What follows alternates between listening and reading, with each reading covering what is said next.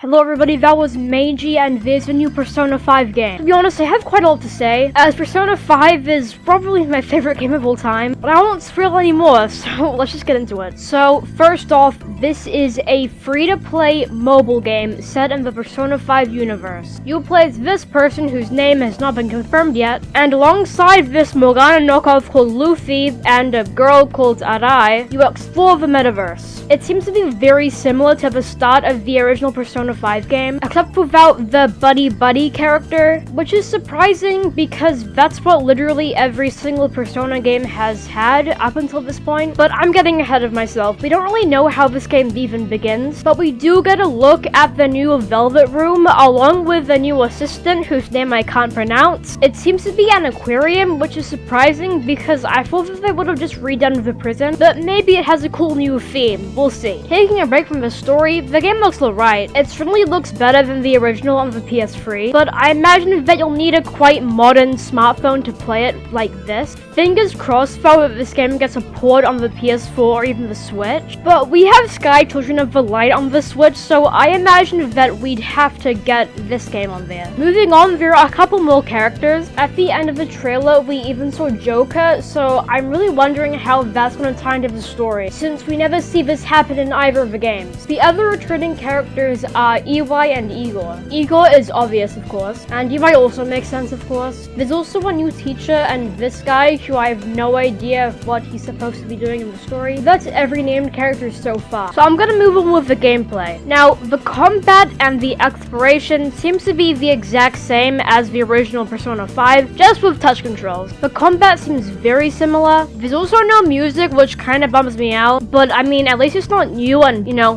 bad. You also see some new characters who don't have any names yet, but more interesting is that the characters are seen doing stuff that you can do in the main game, as in social life mini-games. And if you didn't know, the originals were calendar RPGs, but this is a live service game, so I don't know how they're gonna do that. I'm guessing that you'll be able to do a few of these activities per day, and then you can pay money to do more because that's what most gacha games have, but we'll see. I imagine that the Velvet Room is going to be used as a gacha for getting new personas, but if this is going to be the main gacha system, I think that every single character is going to be able to use multiple personas just like in the old games. I had to do that in one take and I just realized how bad my breath support is, so give me a second. Okay, moving on. We'll either be unlocking new personas, characters, or outfits, but I imagine that we'll be unlocking personas because pulling new characters in the context of a Persona game makes literally no sense. To give players as much reason to unlock these new personas as possible,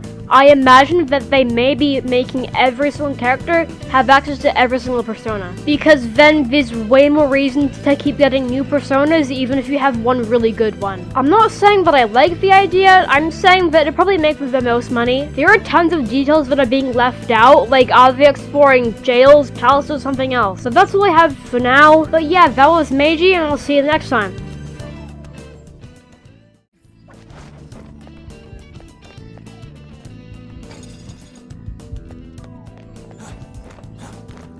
See it.